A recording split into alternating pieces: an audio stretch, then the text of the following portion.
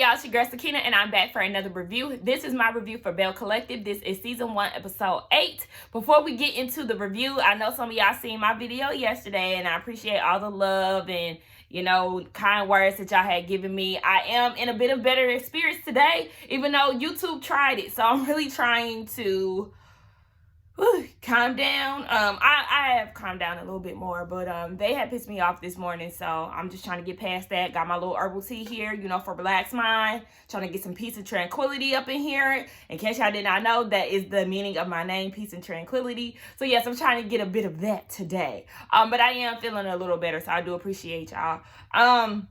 Yes, I have to get this video done because I have 2 videos I have to get out to y'all today. Belle Collective and then Mary Love and Marriage Huntsville. I also have 2 shows that's going down tonight, Housewives of Atlanta, and then I will be reviewing Married to Medicine. So be on the lookout for those sometime tomorrow. But yes, let's just get into this review because like I said, I got some work to do today. The episode opened up with Tasha and Marie meeting up. Tasha wants to catch Marie up on what's going on with the Sistervention and Fair Street and all of that. Marie let her know that she is starting the construction phase of her new facility. So that'll be rolling in 2 weeks. Tasha said, okay, well, when it comes down to Fair Street, it's put on pause because y'all been acting out at the brunches. And Marie was saddened to hear that. So she apologized and she took full responsibility of the role that she played in the brunches and how she was acting out. I was very surprised, but I was very happy that she actually took accountability and owned up to her part of it. And she said, you know, I can only control me, so this won't happen again. So shout out to Marie for that. You know, we know she said that she hold grudges and stuff. So I was like, okay, you know, you hold grudges. You may not like to apologize either, but she did that for her friend. Then Tasha said, speaking of that, we had a Sistervention over at Tamara house, and it was based around you. But she was like, hold on, wait, me? And I know these girls ain't taking any time out to talk about me. They must be jealous and intimidated. I said, hold on, wait now, Marie. Jealous? I don't think the girls is jealous now. They may be a little intimidated because you are mean. So that may be some truth to it. They may not be, you know, fully intimidated by you, but that might be, I could see that before jealousy. But she was like, yeah, I'm not about to worry about these girls, you know, for misunderstanding me. But see, that's the thing. We know that Marie tends to, or it seems like she's taking her personal life into, you know, her regular life or, you know, things outside of that. And I feel like they should talk. Her and Latrice should talk because Marie, we ain't gonna sit here and act like you didn't act up at that brunch and you came at Latrice the wrong way. So I feel like they should apologize, or she should apologize and, you know, keep it moving. But they said they're gonna get past that. She ain't really too pressed about that, but she did say that, you know, they was gonna get it together. Tasha said, look, don't be coming down to my brunches acting all ratchet, so they're gonna be all right. We see Latrice and she's getting ready to do her hair care line photo shoot. She said that the Claremont Twins are going to be a part of it. She sent some products out to them and they loved it. So they're a part of the photo shoot. I say shout out to her for securing the influencer or influencers because it's 2 of them. So yeah, that's a good thing. We see that Mel is on her PR shit. She's in full-on mode, but the thing is, some things are starting to go awry. There's no hot water. The photographer isn't there yet. They had to push back the twins' time to be there because they're working with a 2-hour time frame with the twins. And then I don't know if I said the photographer wasn't there or they didn't have no hot water. There was something, I don't know. I forgot what I mentioned. But yeah, so you got Cliff there and he want to be on some, well, you want to do everything by yourself without calling me. We ain't got time for that. Just help out, okay? We don't need you adding to the mess. So then Mel gets on the phone with the photographer. The photographer is not there, and they thought he was in Mississippi. Baby, he's on his way to Mississippi from Atlanta. He ain't even in the state. So it's like, oh my gosh, it's a lot going on, but I'm sure they're going to pull through. Baby, that water was brown, okay? And somebody was wanting them to use it. I think it was Cliff, but they was like, no, because it'll stain their hair. And plus, I don't want to put no brown water on me, period. But Cliff came up with a good idea. You know, let's use the bottled water that we have. Let's warm it up in a microwave. The girls got their hair washed. The photographer finally showed up before it was time to actually shoot. So everything was going good. Latrice and Cliff was in the back. And Cliff gonna say, they got some big lips. Maybe we know how them Claremont Twins look. Like, even looking at their whole body while they was doing the photo shoot, them big butts. And I'm with Cliff. Like, okay, I prefer natural bodies. All that extra enhancements. People get out of control with plastic surgery. And they end up looking a mess, baby. You can't come back from all that extra shit. So, anyway, Yeah, they look a mess. But the photo shoot ended up going real well. Y'all, oh my gosh. This whole thing with Tisha is about to be a whole mess. So we see her getting ready. She in hair and makeup. That stylists need to be fired, okay? First of all, I don't like those little trinket things that people put on their head. I don't like that. Because yes, it needs to be in the middle. The little line need to be in the middle, and it need to fall into place. 9 times out of 10, when people wear it, it look a mess. And Tisha wearing it, she look a mess. I do not like her hair. Oh my gosh. Like, what kind of wig is this? I'm not feeling this whole look. But anyway, she's getting ready because Glenn is about to come back home, and she's trying to show him how much she loves him. She don't want to do the whole contract thing, so she want to distract him with Gracie and Merce. Look, Mercy and Grace. Child, she even went as far as hiring a singer, okay? The singer named Air. Air need her hair done too, but nonetheless, Air is going to be singing a song that expresses the way that Tisha feels for Glenn. So they practicing a safe word. The safe word is going to be, or I don't know, a keyword, whatever. A safe word is going to be everlasting love. So that's what she's supposed to come out the closet, okay? Tisha got this girl in the closet. And she's supposed to come out and she's supposed to sing when they in the bedroom. Now, Tisha is in the middle of cooking, right? She frying up some chicken and shit. Bitch, that pie. No, ma'am. Like Air said, you should have left that pie in the container instead of trying to put it on the cake stand. The damn pie look mushy. She trying to put crumbs on top of it. Talk about it look cute. Girl. This is about to be a mess. Okay, so Glenn came in and she got it set up, baby. She got some fried chicken. Baby, when I seen them greens, y'all, greens is like one of my favorite foods. I love me some collards, okay?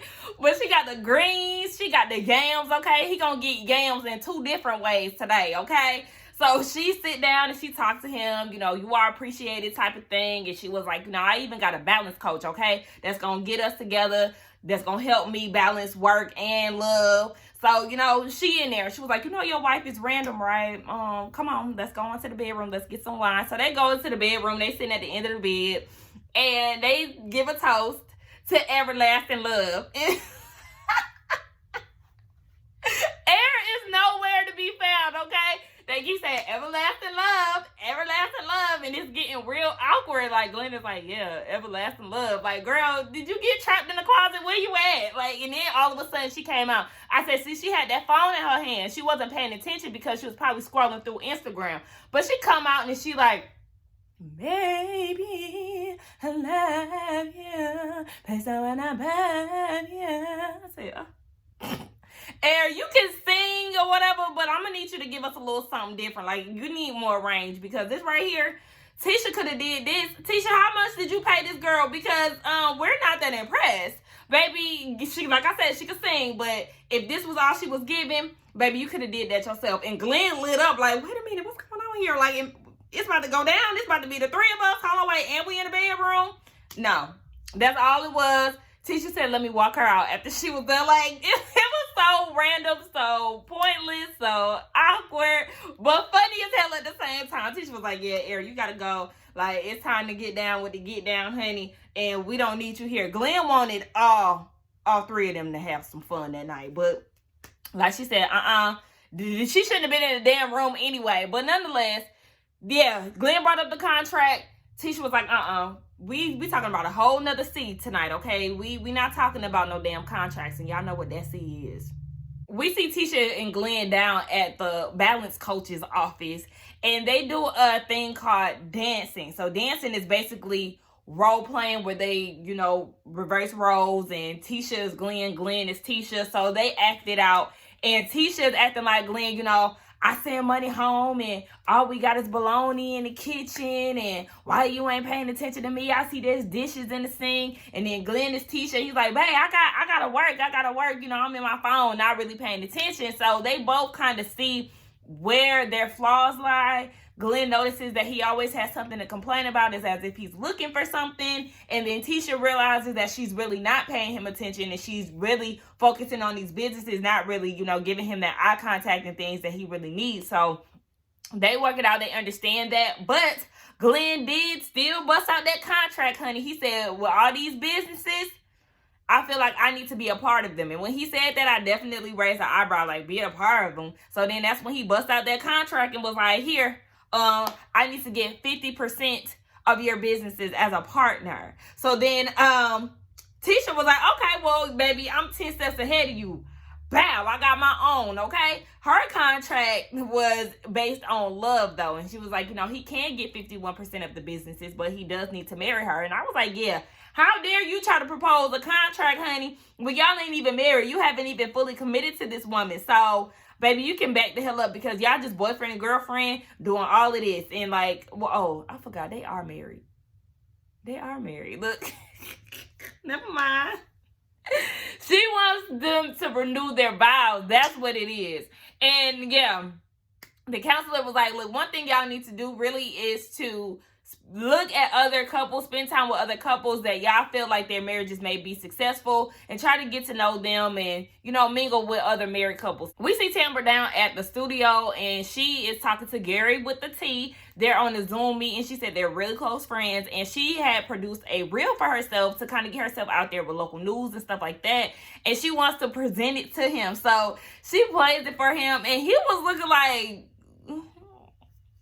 what's going on here? And she called him out on it, like, I can tell you confused. What's going on? And he was like, honey, you trying to be glamorous, okay? No, okay, she got these big earrings, all kind of bracelets. She got shades on. No, if you're trying to do any news broadcasting as far as being on camera, sis, I'm going to need you to watch your local news. They do not be that fabulous, okay? They look nice, but as far as the shades, the big earrings and all of that, yeah, you got to tone it down a little bit. I agree with what he's saying. Also, she was screaming at the people. I am here today with, and I'm doing excellent. How are you? Girl, why you yelling so much? Just tone it down a little bit. I feel like she can do it because she has a nice presence about herself, and she speaks very well. I just think if she toned it down a little bit as far as her volume, okay, and as far as, how she came about with the big earrings and all of that, then she can make it. You can do what it do. Later on, we see that Tamara is at the radio station, and one of her producers or somebody calls her out. So they surprise her because she is now the #1 slot for midday. The Midday Diva is now #1, and that's 2 #1 slots that the radio station holds. One for the morning with Ricky Miley Morning Show, and then the second one for Tamara's show. So shout out to Tamara. She doing the damn thing. And then Tisha comes and congratulates her, and then she goes off to the side with her, and they talk about inviting Tamara and what's his name, Damon, to the couple's date. But Tamara's like, we just started dating again. I don't want to run him off. That's a little too soon. But I did tell you I froze my eggs and I went to the doctor. That whole rundown of how she has to get her fibroids removed. And Tisha was like, if you need help, if you need me to go to any doctor's visits with you, like, I'm here for you. We're going to claim it. You're going to be a good mommy. Like, all good vibes. We gonna speak it into existence, and I really do hope that she gets what she wants. If she feels like she wants to have a baby with Desmond or Damon, look, I always mess up his name, but she feel like she gonna have a baby with him, girl, do it. He ain't got no kids. That's the perfect person to do it with. So yeah, I hope that she does get everything that she wants. Marie and Essie go out for dinner. They're celebrating their new facility being developed, and they're getting ready to do a ribbon cut soon. So yeah, they're just talking about the success in their career, and then they got into the topic of Cedric. And I know a lot of people say that Marie and Essie are like lesbians or whatever the case, but I also feel like Essie is doing the right thing as a friend. We all want our friends to be open and honest with us and just keep it real. Cedric is no good for her. Just like Essie said, Cedric is a parasite, okay? He taking trips, and y'all wasn't supposed to be doing that. You're a boss in every aspect of your life, but you're weak when it comes down to him. She was giving her the real, so I know people like to say that, and I mean, yeah, Essie may have a crush on her. I don't know. I really don't know, but I also feel like she's doing the right thing as far as being a friend and giving her friend the real, because shit, he ain't shit. Yeah, leave him. Later on, we see that Marie is at the house and she's crying because Cedric is not there. He touched down. I guess he was out of town. He touched down, and she hadn't heard from him in like 2 days. So she's crying, and of course Essie is there to support her, and she was just like, bro, you need to be done. So Marie said that she's done. She's packing up his stuff, and she said we really done, because he was even supposed to be at the ribbon cutting ceremony, and I'm not even sure he's gonna be there. And they had a confessional together, and they were saying that they were soulmates and God knew what he was doing, putting Essie and Marie together. I just fueling the fire to this whole lesbian situation. But I say me and my best friend are soulmates too, because she really is my soulmate. Like, we know each other in and out, like the back of each other's hands. So that's just, when you have a good friend dynamic, you can relate to it. And I just relate to their friendship. But a lot of people just say that they're lesbians. But anyway, let's be clear about me. I like men, okay? But they pack up his bags, right? They box all his stuff up. And I was like, he only got 2 boxes worth of clothes at the house. That's how you know he really don't stay there. If it's only 2 boxes. Unless they've been putting stuff in the car before they really start shooting this scene. But anyway, they put the stuff in the car. They pull up to his house. And I was like, y'all sure this is his house? All kind of construction, baby. That house is unfinished as hell. I was confused. But anyway, Marie said she done. There's no coming back from this. But, baby, that's why he ain't never at home. He's staying with somebody else, because his house is a damn construction zone. Okay, it's the date night for Tasha, Glenn, and then they invited Cliff and Latrice, and then Belle came through with her date. I think his name was like LaMarcus or something. So yes, it's the couples day. They want to celebrate Black love and be surrounded by Black couples because of their issues that they're facing. Tasha said that they had been together, her and Glenn, for 20 years. They showed flashback pictures, and it was so cute, you know. So like Mel said, you really don't see a lot of couples these days being together for that long. But she said, yeah, they really need to go out and be around other couples, because she look at him as a brother, a friend, like everything to her. So yeah, y'all definitely need to shake it up and be around some different dynamics. But anyway, they're talking, and next thing you know, Marie show up. I knew Marie was gonna come. Like, something just told me, like, if Marie and Essie show up, then I know something, bitch. But no, Marie show up with this tall ass dude. What's his name? Darius or something? Baby, he is like, baby, tall as hell. But he was cute. Marie came through, baby. She was looking real good, okay? And Latrice was like, I mean, we don't know this man, but I mean, you really don't know her husband either. But anyway, yeah, she was like, we don't know this man, so are you married or not? Baby, she's moving on, okay? She had that man hiding away in a vault, okay? Ready to break him out as soon as she dropped Cedric. I'm like, okay, so if you can pull this, why are you sitting here crying over Cedric ass, who could possibly be zesty, okay? But anyway, yeah, that was the end of it. We're going to see how that go. I don't know if it's going to continue next week, but they didn't show the rest of the dinner in the preview. But anyway, y'all let me know what y'all thought about this episode. Let's get down in the comments and talk. Don't forget to like, comment, and subscribe to my channel. And I will see y'all in the next one. Bye.